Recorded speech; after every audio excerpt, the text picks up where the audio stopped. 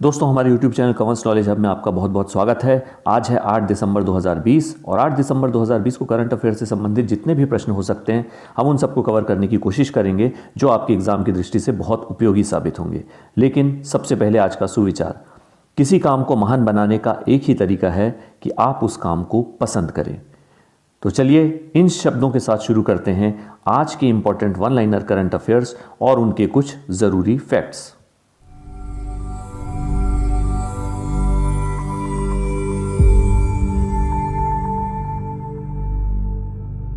Question number 1, वह कौन से 3 देश हैं जो मई 2021 में पहली बार संयुक्त सैन्य अभ्यास करेंगे? तो इसका सही जवाब है जापान, फ्रांस और अमेरिका। और ये संयुक्त सैन्य अभ्यास ज़मीन और समुद्र में किया जाएगा और जापान के निर्जन दूरस्थ द्वीपों में से एक पर आयोजित होगा। तो यहाँ पर मेन बात है कि जापान, फ्रांस और अमेरिका पहली बार संयुक्त सैन्य अभ्यास करेंगे जो कि मई 2021 में आयोजित किया जाएगा। आगे बढ़ते हैं क्वेश्चन नंबर 2 की तरफ। हाल ही में दुनिया की सबसे छोटी प्रजाति के 2 जुड़वा बंदरों का जन्म कहाँ हुआ? तो जी हाँ, इसका सही आंसर है ब्रिटेन के चेस्टर चिड़ियाघर में। और ये जो जुड़वा बंदर हैं ये पिंग पोंग गेंद जितने बड़े हैं। और अगर हम इनकी बात कर लें तो ये छोटे प्राइमेट्स पूर्वी पाएगी मार्मोसेट हैं जो दुनिया की सबसे छोटी बंदर प्रजातियों में से एक है। और अगर इनके आकार की बात करें तो सिर्फ 2 इंच लंबे और केवल 10 ग्राम वजनी है। तो वाकई में दुनिया की सबसे छोटी प्रजाति है जो कि ब्रिटेन के चेस्टर चिड़ियाघर में 2 जुड़वा बंदरों का जन्म हुआ है। आगे बढ़ते हैं क्वेश्चन नंबर 3 की तरफ। सेना देशों के खिलाफ T20 श्रृंखला जीतने वाले पहले भारतीय कप्तान कौन है? तो इसका सही जवाब है विराट कोहली। जी हाँ, विराट कोहली ने ये कारनामा भी कर दिखाया है। और ये सेना देश हैं S से साउथ अफ्रीका, दक्षिण अफ्रीका, E से इंग्लैंड, N से न्यूजीलैंड और A से ऑस्ट्रेलिया। और भारत ने इन सभी देशों के खिलाफ T20 श्रृंखला जीतने में अपनी सफलता हासिल की है। और अभी आपको पता ही है कि भारत हाल में ऑस्ट्रेलिया के दौरे में है, जहां पर भारत ने हाल ही में ऑस्ट्रेलिया में वनडे श्रृंखला हारने के बाद T20 श्रृंखला जीती। तो ये बड़ी अच्छी न्यूज़ है। अब हम आगे बढ़ते हैं अपने नेक्स्ट क्वेश्चन नंबर 4 की तरफ। किस भारतीय ने फॉर्मूला 2 रेस जीतकर इतिहास रच दिया? तो जी हाँ, यहाँ पर से भी बड़ी अच्छी खबर आई है। जेहान दारूवाला नाम के एक भारतीय हैं, उन्होंने फॉर्मूला 2 रेस जीती है और वो पहले भारतीय बन गए हैं ये कारनामा करने वाले। अब इस रेस के बारे में हम बात कर लें। बहरीन में आयोजित साखिर ग्रैंड प्रिक्स में फॉर्मूला 2 रेस जीतकर पहले भारतीय बने। अब बहरीन तो आपको पता ही है, लेकिन फिर भी मैं बता देता हूँ। मैप में आप देख सकते हैं बहरीन को। तो ये रहा मैप इसका। और बहरीन जो है वो मध्य पूर्व में बसा हुआ एक खाड़ी देश है और ये एक द्वीप पर बसा हुआ है। आकार में दिल्ली राज्य से भी छोटा है।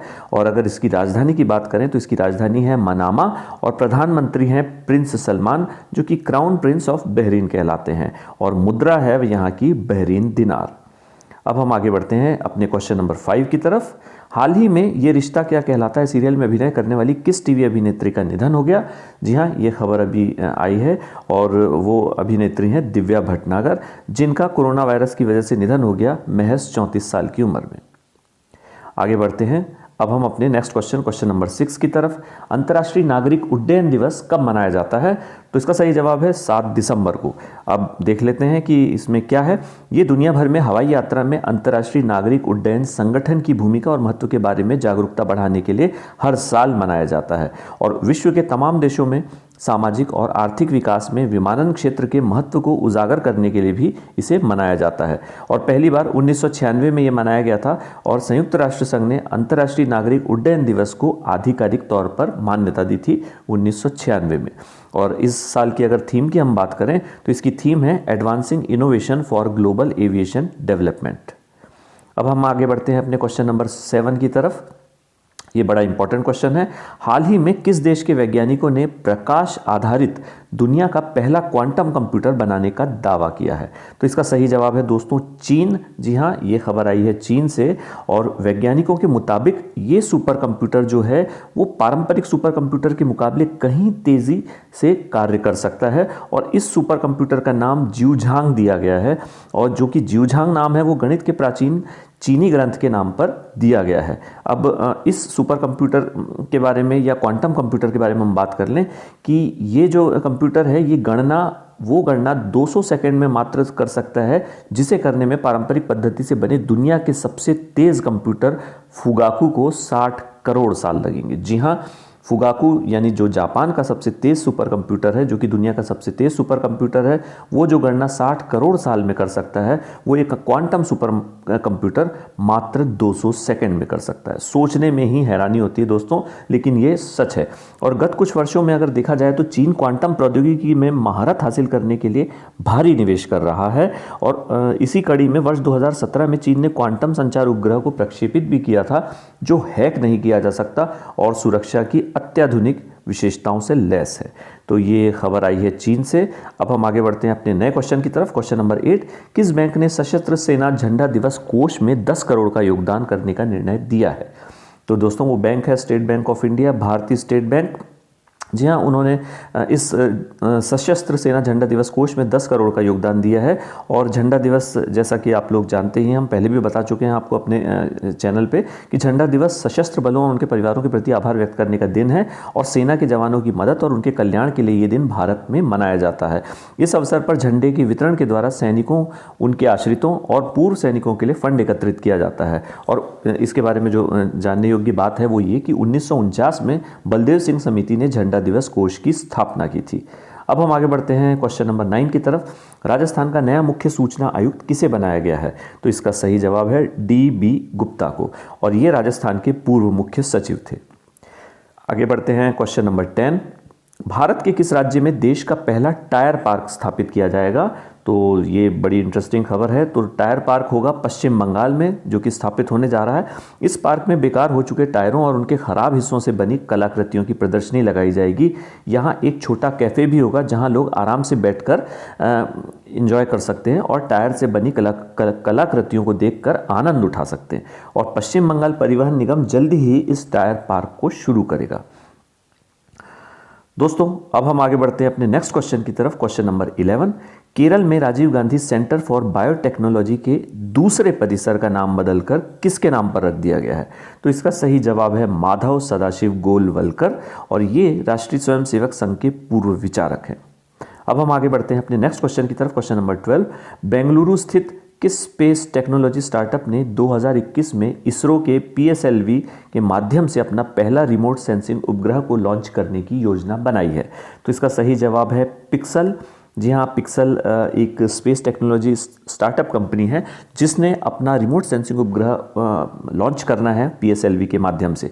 अब पिक्सल की हम बात कर लेते हैं। पिक्सल का लक्ष्य 2023 के मध्य तक 30 पृथ्वी अवलोकन सूक्ष्म उपग्रहों के एक तारामंडल को सूर्य तुल्यकालिक कक्षा में स्थापित करना है। और इन उपग्रहों के जरिए मिलने वाला जो डेटा है वो विभिन्न क्षेत्रों में मदद करेगा। अगर हम उन क्षेत्रों की बात कर लें तो कृषि से लेकर शहरी निगरानी क्षेत्र जैसे वायु और जल प्रदूषण स्तर, वन जैव विविधता और स्वास्थ्य, तटीय और समुद्री स्वास्थ्य और शहरी परिदृश्य, ये सारे एरिया को कवर करेगा और इनसे जो डेटा हासिल होगा वो काफ़ी यूज़फुल होगा। और ये समझौता अंतरिक्ष विभाग के तहत भारत सरकार की company new space India limited यानी कि NSIL और पिक्सल के बीच हुआ है। और इसरो की हम बात कर लें तो इसरो के अध्यक्ष हैं के शिवान और इसरो का मुख्यालय है बेंगलुरु कर्नाटक में। अब हम आगे बढ़ते हैं अपने क्वेश्चन नंबर 13 की तरफ। चौथे इंडिया मोबाइल कांग्रेस का उद्घाटन कौन करेगा? तो इसका सही जवाब है प्रधानमंत्री नरेंद्र मोदी। जी हाँ, इसका उद्घाटन किया जाएगा 8 दिसंबर से 10 दिसंबर 2020 तक, और मतलब 8 दिसंबर से 10 दिसंबर तक ये कार्यक्रम चलेगा और इसका उद्घाटन प्रधानमंत्री नरेंद्र मोदी करने वाले हैं। और ये दूरसंचार उद्योग का 3 दिवसीय कार्यक्रम है जो कि पहली बार ऑनलाइन आयोजित किया जाएगा आभासी माध्यम से। आपको पता ही है कोरोना काल में बहुत सारी इंटरनेशनल और नेशनल जो बैठकों का आयोजन हो रहा है वो आभासी ही हो रहा है।